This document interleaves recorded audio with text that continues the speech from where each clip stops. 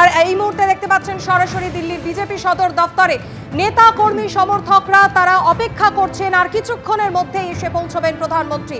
দেশবাসীকে শুভেচ্ছা জানিয়ে তিনি কি বলবেন অবশ্যই সেদিকে আমাদের নজর থাকবে। তবে এই মুহূর্তে একবার বিহারের ছবিটাও আপনাদের সামনে রাখবো। বিজেন্দ্র সিং আমাদের প্রতিনিধি এই মুহূর্তে আমাদের সঙ্গে রয়েছেন পাটনায় বিজেপি সদর দফতরের সামনে থেকে। বিজেন্দ্র, দিনভর তুমি আমাদের সেলিব্রেশনের ছবি দেখিয়েছো, মিষ্টি বিতরণ হয়েছে, খাওয়া দাওয়া হয়েছে, ঢাকঢোল পিটিয়ে একেবারে সেলিব্রেশন হয়েছে। এই মুহূর্তে পাটনায় কি ছবি? যোগাযোগ বিচ্ছিন্ন হয়ে গিয়েছে প্রতিনিধি বিজেন্দ্র সিং এর সঙ্গে, আবারও যোগাযোগ করার চেষ্টা করব। পাটনার ছবি আপনাদের সামনে রেখেছি। বিহারে গেরুয়া ঝড়, ইতিমধ্যেই শুভেচ্ছা বার্তা জানিয়েছেন প্রধানমন্ত্রী নরেন্দ্র মোদী।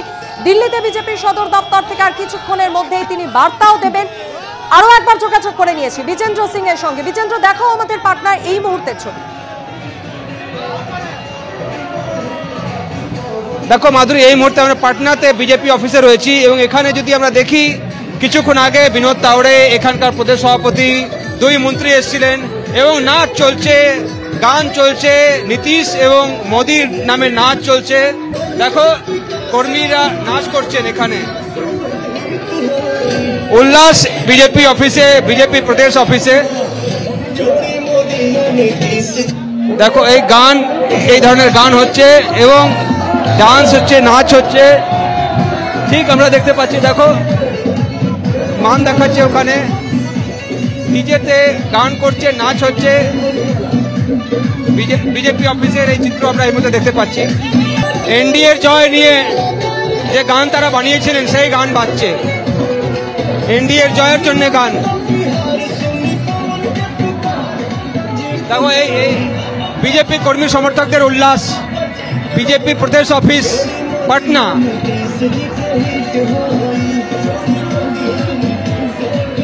নীতিশ এবং মোদির জোড়ি হিট হয়েছে, এই গান করছেন ভোজপুরিতে।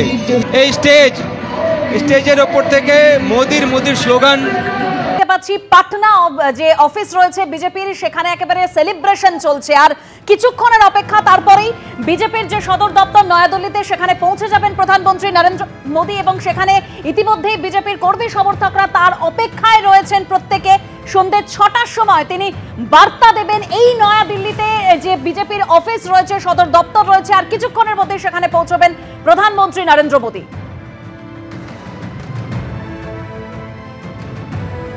আর বিহারে এনডিএ ঝড়, আর তারপরেই হুঙ্কার দিচ্ছেন বিরোধী দলনেতা শুভেন্দু অধিকারী। তিনি কি বলছেন? বিহারে গেরুয়া ঝড়, এবার পালা বাংলার। এসআইআর দিয়ে শুদ্ধ ভোটার তালিকায় ভোটে জিতবে বিজেপি। কি বলেছেন শোনাবো।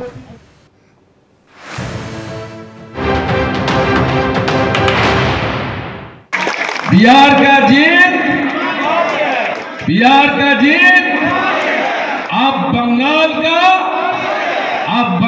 का तार माने बांगला करते बोललेটাই দাঁড়ায় বিহারের জয় আমাদের, বাংলায় হবে জয় আমাদের। তাই একদম চিন্তা করবেন না। বিহারেও এসআইআর এর পরে ভোট হয়েছে, এখানেও এসআইআর এর পরে শুদ্ধ পবিত্র ভোটার তালিকায় ভোট হবে এবং এখানে অপশাসন, কুশাসন, নারী নির্যাতনকারী, বেকারের চাকরি চুরি করা, হিন্দুদের উপরে আক্রমণকারীদেরকে আমরা হারাবো, পরিষ্কার করব পশ্চিম বাংলায়। 2021-এ নন্দীগ্রাম যা করেছে 2026-এ গোটা বাংলা তাই করবে।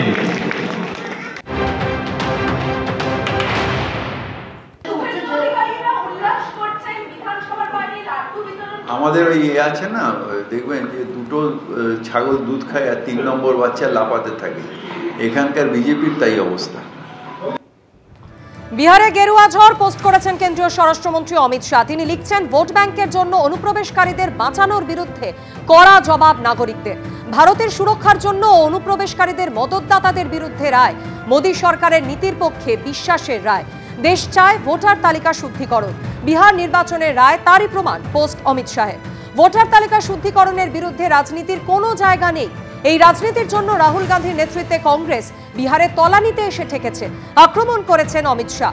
এনডিএ সুনামিতে বিরোধীরা ধরাশায়ী। উন্নত বিহারের বার্তা অমিত শাহ। যতই জঙ্গলরাজ তোষণের রাজনীতি করুন না কেন, আর লুঠের সুযোগ নয়। পলিটিক্স অফ পারফরমেন্সের পক্ষে রায় দিয়েছেন বিহারের জনতা। এসআইআর কতটা জরুরি পুরো দেশের মুড বুঝিয়ে দিয়েছেন বিহারের মানুষ।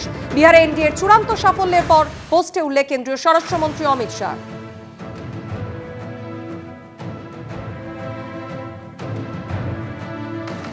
বিহারে যা খেল এসআইআর দেখিয়েছে তা পশ্চিমবঙ্গ, তামিলনাড়ু, উত্তরপ্রদেশ বাকি জায়গায় হবে না। বিহার ভোটে এনডিএর জয় জয়কারের মধ্যেই পোস্ট সমাজবাদী পার্টির অখিলেশ যাদবের। এই ভোট ষড়যন্ত্রের পর্দাফাঁস হয়ে গিয়েছে।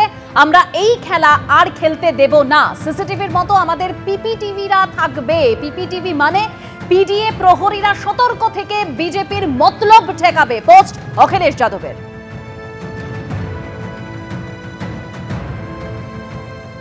এদিকে বিহারে 243টা আসনে প্রার্থী দিলেও শূন্য হাতে ফিরতে হলো প্রশান্ত কিশোরকে। বিহার বিধানসভা নির্বাচনে জনসুরাজ পার্টিকে একটি আসনেও জেতাতে পারলেন না প্রশান্ত কিশোর।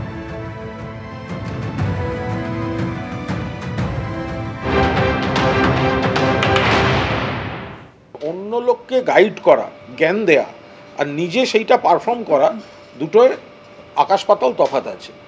এই ভোটের ফল প্রমাণ করিল যে প্রশান্তবাবু এখনো রাজনৈতিক ময়দানে কিশোরই রহিয়াছেন।